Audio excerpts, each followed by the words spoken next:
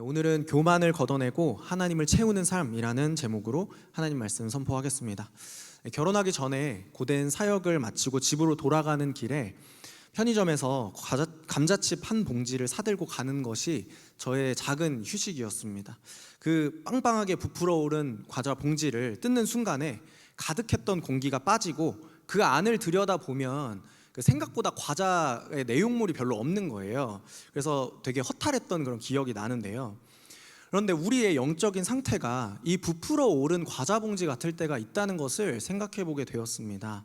본질을 감추고 겉을 부풀려서 보이게 되는 것이죠. 성경은 이런 상태를 교만이라고 부릅니다.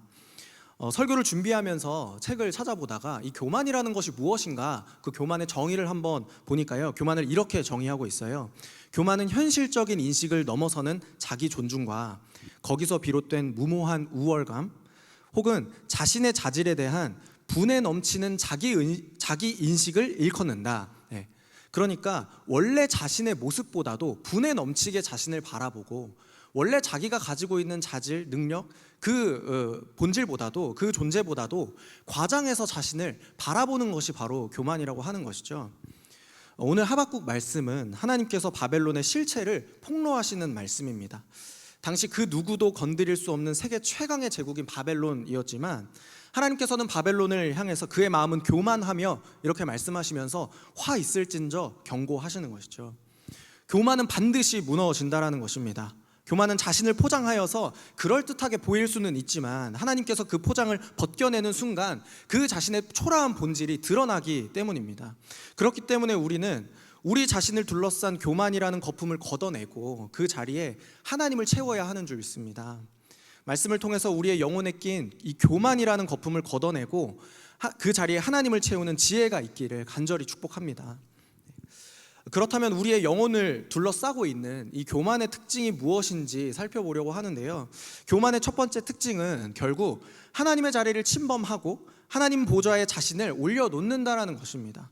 본문 4절에서 이렇게 기록합니다. 하박국 2장 4절인데요. 다시 한 번 더 같이 읽겠습니다.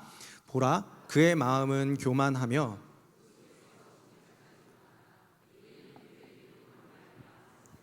아멘. 보라, 그의 마음은 교만하며 이렇게 이야기를 하죠. 본문 4절에서 교만이라고 번역된 단어가 히브리어 오팔이라는 단어인데요. 이 단어는, 오팔이라는 단어는 마치 그 감자칩 봉지처럼 공기가 빵빵하게 부풀어 오른 그런 상태를 이야기를 합니다. 하박국 시대의 바벨론이라는 제국은 유다뿐만 아니라 주변 나라들을 공포에 떨게 했던 패권 국가였습니다. 그런데 하나님께서는 이 강대국이었던 바벨론을 바라보시면서 바벨론은 강하다 이렇게 말씀하시지 않는 것입니다. 너는 부풀어 올랐다, 너는 교만하다, 너는 정직하지 못하다 이렇게 말씀하시는 것입니다. 하나님께서는 바벨론이 아무리 강한 군대와 또 성벽을 가지고 있다고 하더라도 그 모든 것은 부풀어 오른 거품과 같은 상태라고 지적하시는 것이죠. 하나님 없이도 괜찮다고 이야기를 하고 내 힘으로 충분하다고 스스로를 속이는 그런 정직하지 못한 상태를 하나님께서는 교만하다라고 지적하시는 것입니다. 교만은 내가 내 인생의 주인이다 라고 이렇게 이야기를 하면서 스스로를 부풀리면서 거짓말합니다. 그러나 하나님께서는 의인은 믿음으로 말미암아 산다 라고 그렇게 말씀하시는 것이죠. 하나님이 없이는, 그분을 믿는 믿음 없이는, 하나님의 은혜가 없이는 살 수 없는 존재, 그것이 바로 인간이고 또 그것을 인정하는 것이 겸손한 사람이라고 말씀하시는 것입니다. 그것이 바로 의인의 믿음의 고백이라고 하나님께서 말씀하시는 것이죠. 성도 여러분, 하나님께서는 사람의 중심을 꿰뚫어 보시는 분인 줄 믿습니다. 만약 겉으로 보기에 그가 형통하고 승승장구하는 것처럼 보이고 또 바벨론과 같이 강인한 강대국인 것처럼 보인다고 할지라도 그의 내면 깊은 곳의 상태를 아시는 분이 바로 하나님이시라는 것이죠. 그렇다면 저와 여러분이 해야 하는 기도는 분명합니다. 하나님, 내 안의 교만을 깨닫게 하여 주시옵소서. 하나님, 내 안의 교만을 깨닫는 지혜를 허락하여 주시옵소서. 이렇게 기도하는 것이죠. 왜냐하면 나 자신의 지혜로는, 나 자신의 능력으로는 그 교만조차도 깨달을 수 있는 지혜가 없기 때문에 그렇습니다. 우리 자신의 교만을 깨달을 수 있는 지혜가 우리에게는 없지만 하나님은 구하는 자에게 지혜를 주시는 분이시라는 것을 기억하면서 우리 안에 있는 교만을 깨닫게 하는 그 기도를 우리가 드려야 하겠죠. 이어서 5절을 보시면 그 교만한 자의 특징을 술을 즐기는 자라고 이야기를 합니다. 2장 5절에서요. 그는 술을 즐기며 거짓되고 교만하여 이렇게 이야기를 하죠. 여러분, 술에 취한 사람의 그 가장 큰 특징이 무엇인가요? 허세가 들어간다는 것이죠. 술에 취하면 허세가 들어갑니다. 술 취한 사람들이 많이 하는 말들이 있어요. 뭔지 아시나요, 혹시? 뭐 잘 모르시죠? 잘 모르시잖아요. 술 취한 사람들이 어떤 이야기를 많이 하죠? 나 술 하나도 안 취했어. 이렇게 이야기하잖아요. 나 술 하나도 안 취했다고. 나 괜찮다고. 그렇잖아요. 술을 즐기는 사람, 술에 취한 사람, 이 술 기운에 빠진 사람은 허세가 들어갑니다. 나 자신을 과장되게 부풀려 보죠. 지금 술을 더 먹으면 안 되는 것 같은 상태인데 괜찮다고. 나 더 먹을 수 있다고. 막 이렇게 이야기를 하고, 또 시비를 걸면 안 될 것 같은 사람들에게 막 시비 걸고 다니는 그런 자신을 과장되게 보는 것 때문에 그런 허세가 들어가는 그런 모습이 있는 것이죠. 자신의 상태를 과장하고 자기 한계를 망각하는 것, 이것이 술을 즐기는 자의 특징이라는 것입니다. 여러분, 그렇기 때문에 우리는 교만이라고 하는 것을 영적인 만취 상태라고도 볼 수가 있을 것 같아요. 나의 경험과 나의 능력이나 또 내 성취, 판단, 내 자아라는 그 술에 취해 있는 것이죠. 문제는 여러분, 이런 영적인 허세, 이 영적인 만취 상태가 결국 그 인생에서 하나님의 주권을 위협하게 된다는 것입니다. 하나님 없이도 내 인생 어떻게 할 수 있다. 하나님이 없어도 나는 충분히 내 힘으로 할 수 있다. 라는 이런 치명적인 허세에 빠지게 되면 하나님의 말씀을 귀 기울여 듣지 않게 되는 것이죠. 여러분, 이러한 영적인 허세와 이 영적인 교만의 극치를 광야의 이스라엘 백성에게서 발견할 수 있습니다. 이스라엘 백성이 가나안 땅을 정탐한 이후에 그 땅을 바라보고서 원망하고 또 불평했던 거 기억하시죠? 그래서 하나님께서는 그 이스라엘 백성들에게 징계하시면서 너희는 그 땅에 절대 못 들어갈 것이고 광야에서 전부 죽을 것이다, 이렇게 말씀하시잖아요. 그런데 여러분, 이스라엘 백성들이 그 말씀을 듣고도 어떻게 하죠? 그 땅에 올라가겠다라고 그렇게 이야기를 합니다. 가라고 할 때는 안 가고, 하나님께서 너희 절대로 못 들어간다, 그러니까 그제서야 회개하고 뉘우치고 그 땅에 올라가겠다, 이렇게 이야기를 하는 것입니다. 그런데 하나님께서 모세를 통해서 너희들 올라가지 말아라, 올라가면 패배한다, 하나님께서 너희와 함께 하시지 않는데 너희 올라가지 말아야 한다, 이렇게 이야기를 해요. 여호와께서 너희와 함께 계시지 않는데 올라가도 소용이 없다라는 것이죠. 그런데 이스라엘 백성들이 그 모세의 말을 듣고 이렇게 대답을 합니다. 민수기 14장 44절인데요 민수기 14장 44절에서 이렇게 기록합니다. 그들이 그래도 산 꼭대기로 올라갔고 여호와의 언약궤와 모세는 진영을 떠나지 아니하였더라. 여러분, 민수기 14장 44절 한번 계속 보여주세요. 제가 아까 하박국 2장 4절에서 그 교만하다라는 이 단어를 히브리어 오팔이라고 이야기를 했고, 그것은 이제 교만하다라는 뜻도 있지만 공기가 빵빵하게 이제 부풀려져 있는 상태를 의미한다라고 이야기를 했잖아요. 근데 민수기 14장 44절에도 똑같은 단어가 기록이 되어 있습니다. 근데 교만이라는 단어를 못 찾으시겠죠? 이 똑같이 번역하진 않지만 똑같은 오팔이라는 단어가 들어가요. 어떻게 번역을 하냐면 그래도 올라갔다, 이렇게 번역을 합니다. 그래도 올라갔다. 여러분, 하나님이 가지 말라고 하는데 그래도 올라가는 것, 이것을 이스라엘 백성들이 가지고 있는 교만이라고 이야기를 하는 겁니다. 여러분, 이것이 교만의 실체이고 결과입니다. 하나님께서 거기에 계시지 않는데, 하나님께서 함께 하시지 않는데 그래도 내 뜻대로 해보겠다라고 하는 그런 상태인 것이죠. 내가 옳다고, 내가 맞다고, 내가 어떻게든 해보겠다고, 나는 그럴 수 있는 능력이 있다고 자신을 과대포장하니까 그래도 올라가 버리게 되는 것이에요. 여러분, 그렇죠. 교만은 하나님께서 그것을 하지 말라고 하시는데 그래도 하는 것이고, 하나님께서 그것을 하라고 하시는데 그래도 하지 않는 것이 교만이라는 것을 우리는 알 수 있는 것입니다. 하나님의 주권보다 나의 판단과 내 뜻을 앞세우는 순간 우리는 교만함으로 인하여서 하나님의 자리를 위협하는 전쟁을 시작하게 되는 것이라는 겁니다. 사랑하는 성도 여러분, 믿음의 실력은 영적인 허세를 버리고 하나님의 주권 앞에서 나의 그래도를 내려놓는 그 믿음의 고백인 줄 믿습니다. 하나님의 말씀보다 나의 판단과 나의 경험, 나의 뜻과 나의 의지가 더 앞서고 있다면 저와 여러분 가운데 이 교만을 깨닫는 은혜가 있기를 원합니다. 다음으로 교만이 가지는 두 번째 특징인데요, 두 번째 특징을 살펴보기 전에 먼저 5절 말씀 보겠습니다. 하박국 2장 5절 말씀인데요, 우리 같이 한번 보겠습니다. 5절입니다. 그는 술을 즐기며 거짓되고 교만하여 가만히 있지 아니하고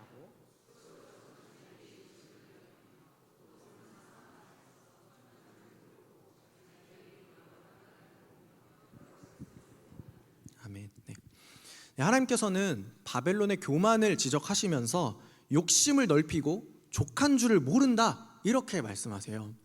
교만이 가지고 있는 특징은 야망입니다. 야망. 예를 들면 탐욕과 소유욕, 성취욕 같은 그런 야망입니다.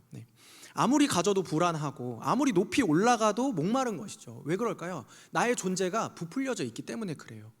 나는 이것을 가질 수 있을 자격이 있는 사람이기 때문에, 가질 만한 자격이 있는 존재이기 때문에 그것을 가질 수 있다, 그것을 빼앗을 수 있다, 당연히 그렇게 해야 한다라고 생각하는 것입니다. 나의 존재가 부풀어져 있기 때문에 목표를 성취하고 성공할 자격이 있다라고 여기는 것. 여러분, 그래서 하나님의 자리를 위협하려고 하는 것이 교만이라고 한다면, 야망은 그것을 확인하고 증명하려는 몸부림인 것이죠. 6절 중반부를 또 보시면 하나님께서 바벨론을 향해서 이렇게 경고하십니다. 곧 이르기를 화 있을진저 자기 소유 아닌 것을 모으는 자여 언제까지 이르겠느냐. 하나님께서 이 바벨론의 야망, 이 바벨론의 탐욕, 소유욕을 지적하시면서 자기 것이 아닌 것을, 자기 소유 아닌 것을 모으는 자여 이렇게 이야기를 하시죠. 여러분, 내 것이 아닌 것을 내 것으로 만들려면 어떻게 해야 할까요? 누군가의 것을 빼앗아야 합니다. 그렇죠?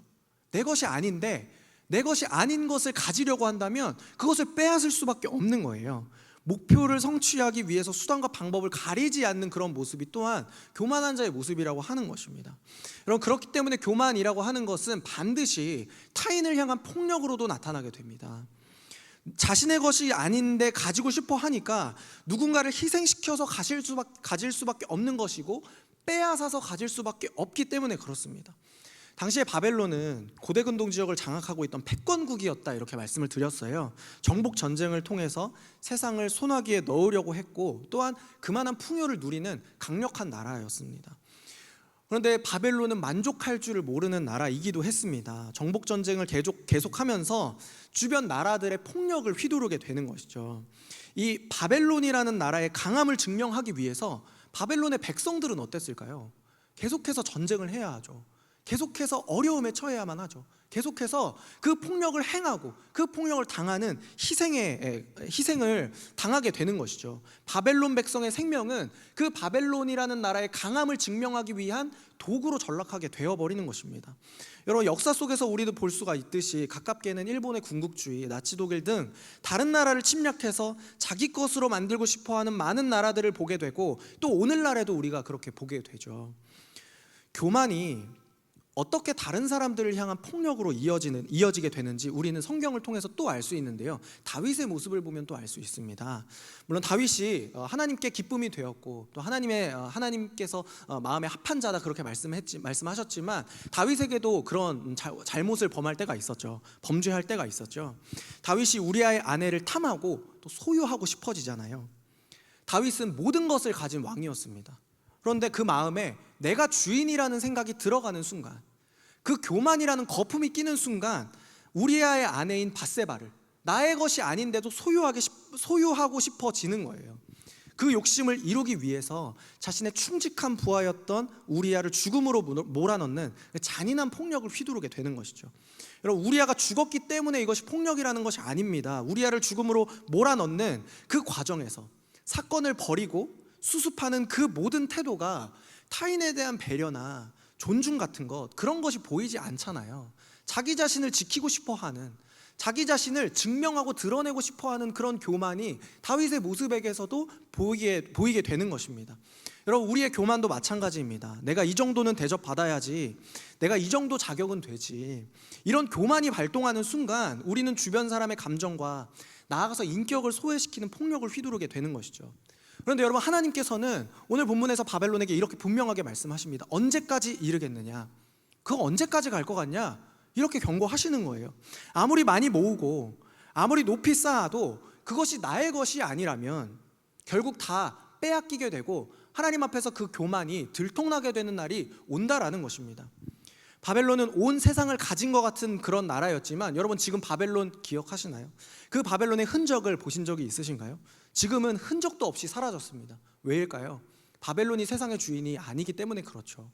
바벨론이 자신을 바라보듯 내가 세상의 주인인 것처럼 보이고 내가 이것을 다 가질 수 있는 능력이 있는 것처럼 보이지만 결국 세상의 주인은 바벨론이 아니라 하나님이시기 때문에 지금 바벨론의 흔적을 찾아볼 수 없게 되는 것입니다. 세상의 주인은 바벨론과 같은 어떤 나라, 어떤 인물이 아니라 바로 하나님이신 줄 믿습니다. 내가 억지로 쥐고 있는 것들, 더 많이 가지려고 하고 더 높이 올라가려고 하는 그 교만을 이 세상의 주인이신 하나님께서 반드시 심판하시는 줄 믿습니다. 그렇기 때문에 우리는 세상의 주인이신 하나님께서 나에게 허락하신 것과 허락하지 않으신 것을 구별하는 그런 지혜가 또한 필요한 것이죠. 그렇다면 교만을 걷어내고 탐욕의 굴레를 끊으려면, 이 야망과 소유욕의 굴레를 끊으려면 어떻게 해야 할까요? 바로 감사를 회복하는 것입니다. 감사를 회복하고 하나님께서 나에게 주신 것에 만족하는 것, 이것이 우리 안에 있는 교만을 걷어내고 하나님을 채우는 방법인 것이죠. 하나님께서 나에게 주신 것에 감사하고 또 그것으로 만족하면서 하나님을 찬송하는 것이 하나님께서 기뻐하시는 삶이라는 것입니다. 더 나아가서 나는 하나님만으로 충분하다, 이 고백이 저와 여러분 가운데 회복되어야 한다는 것입니다. 사랑하는 성도 여러분, 교만을 걷어내고 또 버리기를 원하시나요? 그렇다면 더 가져야 한다, 그럴 만한 자격이 있다라고 그렇게 이야기하는 교만의 그 속임수를 그 거짓말에 속지 않으시기를 바랍니다. 그때 세상이 우리에게 줄 수 없는 참된 만족과 평강이 저와 여러분의 삶에 임하게 되는 것이죠. 하나님이 주신 것으로 만족하고 또 그것으로 충분하다고 하는 이 감사의 고백을 회복하는 저와 여러분 되시기를 축복합니다. 네. 마지막으로 또한 교만이 가진 이 세 번째 특징 살펴보려고 하는데요. 먼저 본문 9절을 함께 보겠습니다. 본문 9절 같이 한번 읽겠습니다. 재앙을 피하기 위하여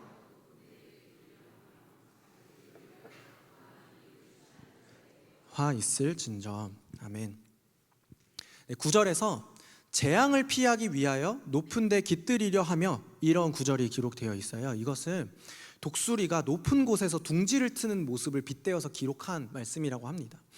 보통 새들은 나뭇가지에 둥지를 틀죠. 근데 그런 둥지들은, 나뭇가지에 지어진 둥지들은 다른 짐승들의 위협을 받을 그런 가능성이 너무 큽니다. 그 습격을 받을 위험이 있는 것이죠. 근데 독수리들은 자신의 둥지가 위협받지 않도록 절벽 중간에다가 둥지를 튼다고 해요. 그렇게 하면 웬만해서는 다른 짐승들의 공격을 받을 위험이 없겠죠. 웬만해서는 공격을 받거나 다른 그 짐승들의 위험에 노출되는 그런 가능성이 없는 것이죠. 마치 독수리가 높은 곳에 둥지를 틀어서 재앙을 피하려고 하듯이 바벨론 역시도 높은 성벽을 쌓아서 그 누구도 접근할 수 없는 이 철옹성을 쌓아서 자신을 지키려고 했습니다. 이 독수리의 둥지와 바벨론의 견고한 성읍과 같은 이 교만의 세 번째 특징은 바로 완고함이라는 그 특징이 있어요. 자기를 방어하는 그런 모습이 있는 것입니다. 여러분, 사람은 누구나 상처받기를 원하지 않습니다. 그래서 인생의 고난이나 관계의 아픔이 찾아올 때 내면 깊숙한 곳에 견고한 성벽을 쌓고 그 안에 자신을 숨기게 되는 것이죠. 나의 내면의 아픔을 드러내고 싶어하지 않고 또 누구와도 공유하고 싶어하지 않는 그런 마음, 나의 연약함을 드러내고 싶어하지 않는 그런 모습이 저와 여러분에게도 있지 않나요? 문제는 이 성벽이 나를 보호하는 것이 아니라 하나님의 말씀과 타인의 조언을 원천 봉쇄해서 이 변화와 성장이 불가능할 지경에 이르게 만든다는 것입니다. 우리는 그래서 흔히 교만이라고 하는 것을 자신을 과시하는 것이 아닌가, 나를 자랑하는 것이 아닌가, 혹은 타인을 향하여서 우월감을 가지는 것이 교만이 아닌가, 그렇게 생각할 수가 있습니다. 그런데 교만이라고 하는 것은 자기 연민이라는 특징으로도 나타난다는 것이죠. 과도한 자기 방어, 자기 연민이 또한 교만한 자의 특징이라고 하는 것입니다. 겉보기에는 이 자기 연민이라고 하는 감정이 굉장히 슬퍼 보이기도 하고, 또 어떻게 보면 자신을 되게 낮추는 것처럼 보이기도 하고, 또 때로는 겸손해 보일지도 모르지만 실상은 그렇지 않다라는 거예요. 죄책감과 열등감, 과거의 트라우마를 끊임없이 묵상하고 집착하면서 자신의 아픔과 상처와 경험을 더 주목해서 바라보게 되는 것이죠. 자기 연민은 끊임없이 자기 상처를 또 자기 자신을 들여다보면서 다른 사람과의 소통을 차단하고 또 하나님께서 일하실 그 가능성을 완전히 배제해 버립니다. 내 상처는 너무나 깊어서 아무도 이해하지 못할 거야. 나는 어차피 이런 사람이기 때문에 누구라도 나를 이해할 수 없어. 나는 원래 이렇게 태어났어. 나를 그냥 내버려뒀으면 좋겠어. 나는 지금이 편해. 이렇게 이야기를 하는 것이죠. 다른 사람의 위로와 또 조언을 완전히 차단할 뿐만 아니라 하나님의 위로와 변화의 손길조차도 거부하면서 견고한 성 안에 자신을 가두고 있다면 그것은 하나님보다 자신의 상처를, 하나님보다 자기 자신을 더 우위에 두는 무서운 교만이라는 것을 깨달아야 합니다. 그래서 우리는 교만에서 비롯된 자기 연민과 또 성경적인 자기 비하란 무엇인가를 구분해서 살펴볼 필요가 있습니다. 빌립보서 2장에서 예수님께서는 우리를 위해서 자신을 비우시고 또 낮추신 그 진정한 겸손의 모습을 보여주시죠. 빌립보서 2장 6절부터 8절인데요. 그는 근본 하나님의 본체시나 하나님과 동등됨을 취할 것으로 여기지 아니하시고 오히려 자기를 비워 종의 형체를 가지사 사람들과 같이 되셨고 사람의 모양으로 나타나사 자기를 낮추시고 죽기까지 복종하셨으니 곧 십자가에 죽으심이라. 아멘. 여러분, 예수님께서 자신을 비우시고 자신을 낮추시고 죽기까지 자신을 버리신 것이 과연 이 자기 연민과 관련이 있을까요? 그렇지 않죠. 예수님의 시선은 언제나 하나님께 고정되어 있었고 그분은 자신을 비우셨지만 결코 자기 자신을 불쌍히 여기지 않았습니다. 결코 자기 연민과 교만으로 그것이 이어지지 않았다는 것입니다. 반면에 자기 연민은 상처라는 벽돌로 성벽을 쌓고 그 안에 숨어서 나는 원래 이런 사람, 나는 이대로가 편해 라고 말하면서 하나님께서 그 사람을 다듬어 가시고 연단하는 그 손길을 뿌리치게 되는 것입니다. 하나님께서는 우리가 정체되고 또 고립되기를 원하지 않으시는 분이십니다. 나는 이만큼 상처받았으니까 하나님의 사랑을 받을 자격이 있어. 하나님께서 나의 상처를 돌아보시고 주목하실 거야. 물론 그렇죠. 물론 하나님께서 그 상처를 위로하시고 또한 회복하시는 분이신 줄 믿습니다. 그러나 그것에만 집착한다면, 그 상처에 매몰되어서 묶여서 헤어나지 못하고 하나님의 일하시는 그 은혜의 손길을 깨닫지 못한다면 그것은 또한 하나님께서 원하시는 모습이 아니라고 하는 것입니다. 하나님께서는 우리가 그 성벽을 허물고 끊임없이 성장하면서 그리스도의 장성한 분량에 이르기를 원하시는 것이죠. 나 자신을 방어하기 위한 이 견고한 성벽은 우리의 삶에서 뿐만 아니라 또한 교회와 사역 현장에서도 나타납니다. 하나님의 말씀으로 변화되기를 원한다, 그렇게 고백하면서도 정작 이 견고한 성 바깥으로 나가는 그 믿음의 헌신은 하지 않는 것입니다. 나와서 하나님의 은혜 앞에서 나를 내어드리는 그 헌신은 거부하면서도 하나님의 은혜가 나에게 머물기를 원하는 것입니다. 제가 행축을 준비하면서도 청년들과 계속해서 나누고 있는 것이 있는데요, 하나님의 사명에 순종하기 전에 먼저 내 안에 완고함이 허물어져야 한다는 것을 나누고 있습니다. 왜 그럴까요? 이 내 안에 완고함이 먼저 무너지지 않으면 하나님께서 일하실 기회조차 주지 않고 원천 차단하는 것이기 때문에 그렇습니다. 나는 이런 얘기를 하잖아요. 저는 전도 잘 못해서, 저는 전도 해본 적이 없어서, 부끄러움이 많아서, 지금까지 몇 번 시도, 그리고 다른 사람을 향해서도 이렇게 이야기를 하죠. 지금까지 몇 번 시도해봤는데 이 사람은 복음 전하는 게 너무 어려웠어, 이 사람은 그럴 가능성이 없어 보였어, 이렇게 이야기를 하잖아요. 여러분, 이런 마음들을 먼저 허무는, 그 내 안의 완고함과 그 고집을 허무는 일들이 우리 안에 먼저 있어야 한다는 것입니다. 여러분, 이것은 겸손의 이야기가 아닙니다. 겸손의 이야기가 아니라 오히려 복음의 능력을 제한하고 사명을 회피하는 교만일 수 있다는 것을 우리가 깨달아야 한다는 것이죠. 자기를 방어하기 위해서 쌓은 성벽은 결국 나를 고립시키고 또 예수님을 닮아가지 못하게 만듭니다. 하나님의 말씀 앞에서, 그 은혜 앞에서 변화되지 못하게 만듭니다. 그렇기 때문에 사랑하는 성도 여러분, 나를 숨기고 있던 그 성벽에서 빠져나와서 하나님의 은혜 앞에 서시기를 주님의 이름으로 축복합니다. 우리 마음의 성벽을 무너뜨리고 믿음의 항복을 한 그 자리에서 비로소 하나님의 영광이 임하게 되기 때문인 줄 믿습니다. 네, 말씀을 맺으려고 합니다.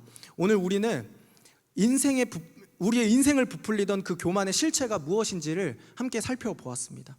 하나님의 주권을 겨냥하고 하나님의 주권에 탐을 내고 또 탐욕과 소유욕을 멈추지 못하는 야망, 그리고 상처 뒤에 숨어서 성장을 거부하는 그 과도한 자기 방어와 자기 연민이라는 성벽은 우리의 존재의 본질을 과장하는 교만이라는 것입니다.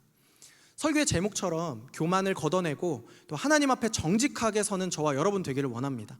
그렇다면 교만을 걷어낸 그 자리에, 교만이 사라진 그 자리에 우리는 무엇을 채워야 할까요? 하박국 2장 14절 말씀은 이렇게 이야기를 합니다. 14절 말씀 우리 다시 한 번 더 같이 보겠습니다. 14절입니다. 이는 물이 바다를 덮음같이 세상에 가득함이니라. 아멘. 네, 오늘 본문은 여호와의 영광이 세상에 가득함이니라 이렇게 말하지 않습니다. 여호와의 영광이 세상에 가득하다 이렇게 말하지 않습니다. 여호와의 영광을 인정하는 것이 세상에 가득함이니라 말씀합니다. 여러분, 하나님의 영광은 이미 이 땅에 충만한 줄 믿습니다. 하나님의 주권은 단 한순간도 일하지 않으신 적이 없었습니다. 그렇기 때문에 여호와의 영광을 인정하는 것, 곧 예배가 그 교만의 자리를 채워야 하는 줄 믿습니다. 내가 내 인생의 주인이다 라고 외치는 것이 교만이라면, 예배는 하나님이 내 인생의 유일한 주권자이심을 선포하는 일이기 때문에 그렇습니다. 성도 여러분, 인생의 무게가 무거울수록 우리는 자꾸만 자신을 부풀리려고 합니다. 그래야지 이 험한 세상 버틸 수 있을 것이라고 생각하기 때문입니다. 하지만 반드시 기억하십시오.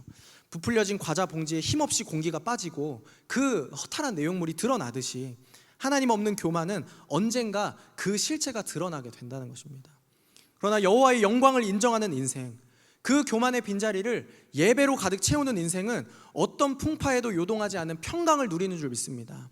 그래서 저와 여러분의 인생에, 또 가정에서, 일터에서, 또한 전도와 선교의 현장에서 하나님이 옳습니다. 하나님이 주인이십니다. 하나님이 일하십니다. 이 하나님을 인정하는 영광의 찬송이 충만하기를 원합니다. 교만을 걷어내고 하나님을 채우는 그 인생 가운데 세상과 비교할 수 없는 풍요를 누리는 복된 저와 여러분 되시기를 다시 한번 주님의 이름으로 간절히 축복합니다. 우리 시간 함께 찬양하면서 나아가겠습니다.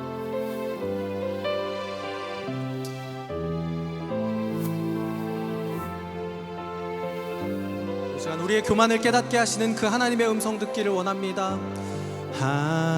하나님의 음성을 듣고자 기도하면 귀를 기울이고 나의 기도를 들어주신다네.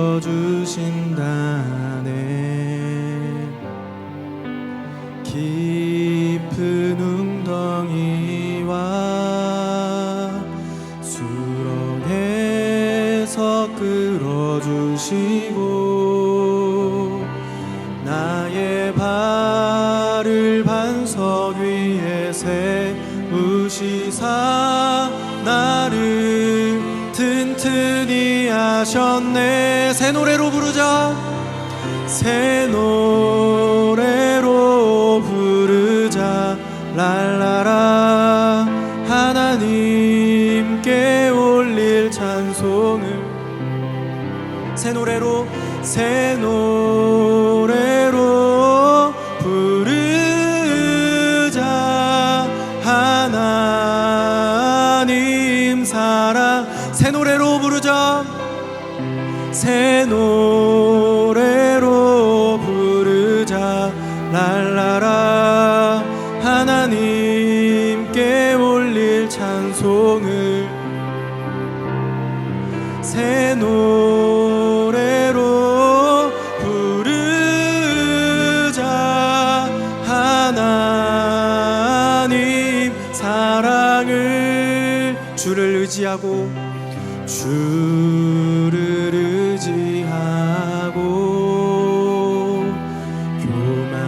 교만하지 않으면 거짓에 치우치지 아니하면